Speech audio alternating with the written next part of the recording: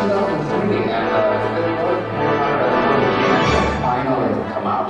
Local bookstores had a midnight release, and I went and got it at midnight, and I stayed up all through the night reading it, and then I passed out on top of it, and then woke up like 5 hours later and read it until it was done.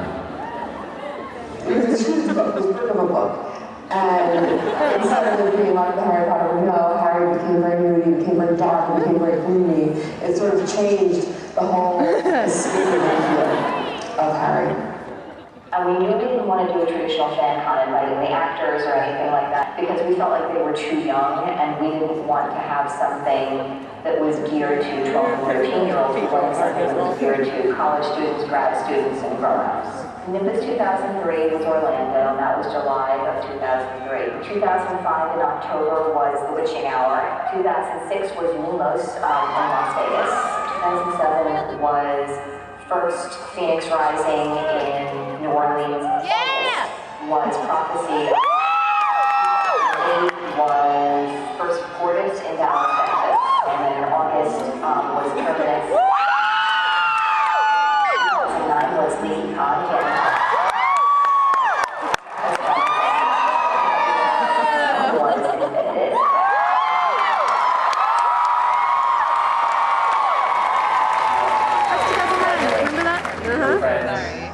That you met through the internet. That's probably one of the craziest things is that when you go to a conference, 99% of the people that you see there are from the internet. You met them through the internet. Or that's how you all converge in this one city. Each one has their own unique personality and some great stories come out of all of them, and I'm just very, very happy to have gotten to go to them. Harry Potter conventions are kind of like a big slumber party that you don't want to go. Take them first.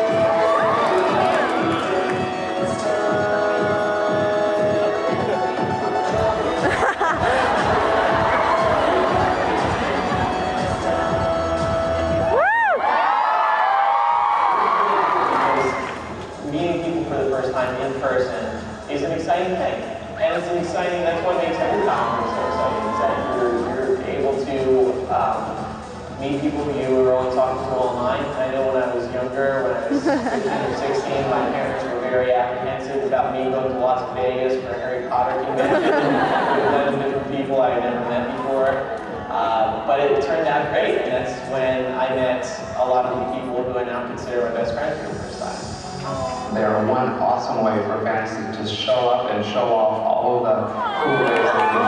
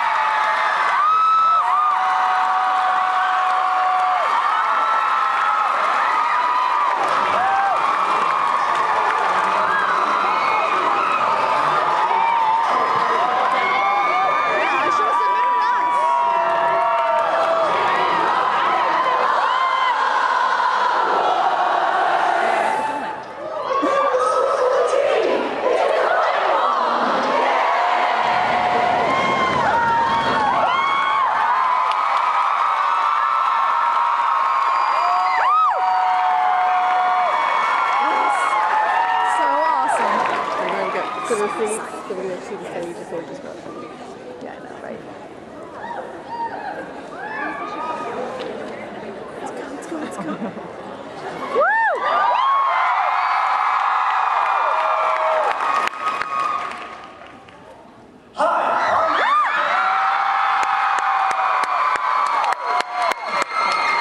I'm the star of the mysterious ticking noise, the famous YouTube video. You might also know me from some books. I think there was also a movie or two. It was a direct video. Anyway, I'm really excited to be here. Without Harry Potter fans, I'd have no way of confirming how great I am. So thank you, all of you.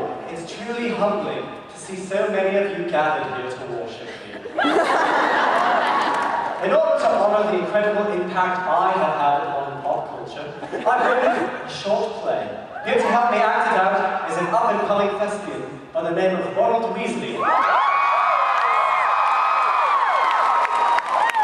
Ron is a gifted actor. I discovered him. Also, playing the part of Hermione will be my good friend Rubius Hagrid. I wish you'd stop saying that, Harry. What an amazing impression, Hagrid. Okay, let's begin. The play is called A World Without Harry Potter. Action! Oh, what a long day it's been, working at a charity. I almost didn't have enough energy to save that drowning kitten on my way back home. Harry, you are so great! But what if you didn't exist? Be careful what you wish for, Ron. You never know what you're going to get. That's from Forrest Gump, Harry. Oh no! The curse of Ron's stupidity has affected history. I've been erased! What a terrible time to be alive! Yes, Ron, this is a frightening world we live in, with no hero to guide us out of this frightening world. I have no one to look up to. I have turned to a life of crime. Smoke cigarettes also. War has broken out. Blood runs in the streets. It's all thanks to Harry Potter! Ron, you're not supposed to say that until after I get back. Oh, oops.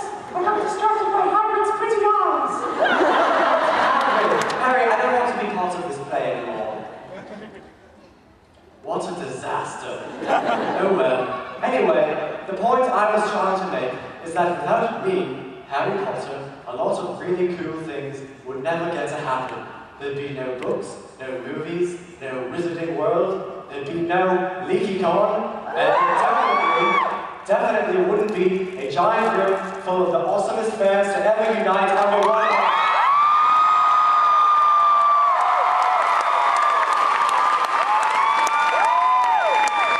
And that name is Harry Potter, by the way, the boy who lived.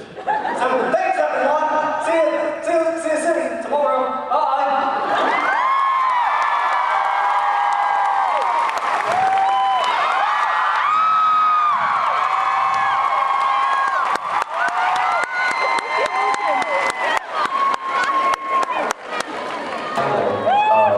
Harry Potter and the Half-Blood Prince with a little thing, dash guy, Half-Blood Prince. I've been warned by Fitty, Joe's PA, that somebody from the Harry Potter team needed to talk to me on the phone. And I sort of thought, Joe? But I was like, no, don't think Joe, that's wrong. My dad comes bursting in my room and he barks at me, Anderson. And when I picked up the phone, I said, is this Fitty? And she said, no, it's Joe, you know, with her very soft British accent. And I'm like, She wanted to know if I'd be interested in coming to her house in Scotland and interviewing her on the day of the release of the sixth book. and little did I know the next words out of her mouth would be, would you like to come to Edinburgh and interview me on the day of the release of the sixth book? So it was a pretty huge deal because it was the very next day that two fans would have the first ever big fan interview with J.K. Rowling, right after the book came out.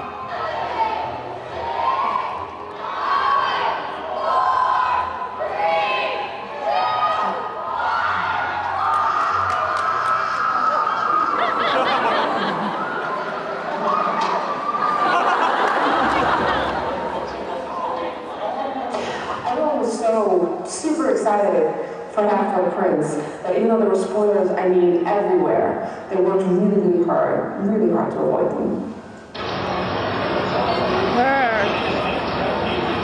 Snake kills Dumbledore! I knew what that was. Drive-by school. Snake kills Dumbledore!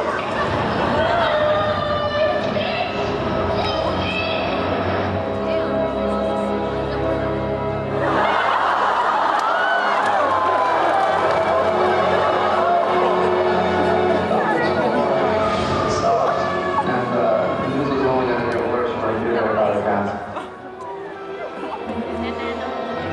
We had the book overnight, and I went to Joe's the next day for the interview, and it was going great. Titanic. And then it turned into romance. There were some anvil-sized gifts from the heavens, and things. But at the same time, in the back of everybody's minds, I think everybody was kind of thinking, this is the last one. Because there were big announcements made for Half-Blood Prince, and I think probably Order of the Phoenix too. And those had always just been so exciting. But at the same time, it was like, darn, it's the last time we're getting a release date. This is the last time we're getting a cover. Deathly Hallows coming out was a big party, and so all the fan sites, the podcast, the Wizard Rock fans, we just started doing it the best way we knew how. The podcast went on tour, the Wizard Rock bands went on tour. It was just amazing having one last hurrah before we finally have it, set in stone what actually happened in the conclusion of the series. Having Deathly Hallows was fun, but it also was pretty sad because we didn't have any more books to look forward to. We wrote a book called MuggleNut.com's What Will Happen in Harry Potter 7. We had start to finish. By February, it was on the New York Times bestseller list where it stayed for about 6 months, a month after Deathly Hallows came out. As we got closer to release day, the spoilers started getting really intense. I mean, I've been around for a little while. Woo! 2 is a really low number for the number of deaths that we're going to have in the 7th book. Why is 2 a low number? Because it's war, and sort of like, the end of a trilogy in film.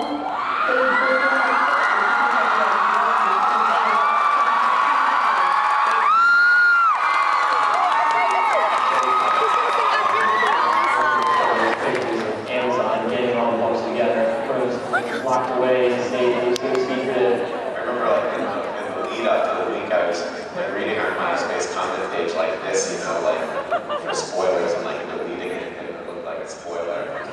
Opening night or midnight release for Deathly Hallows was easily some of the biggest Harry Potter gatherings that would ever happen.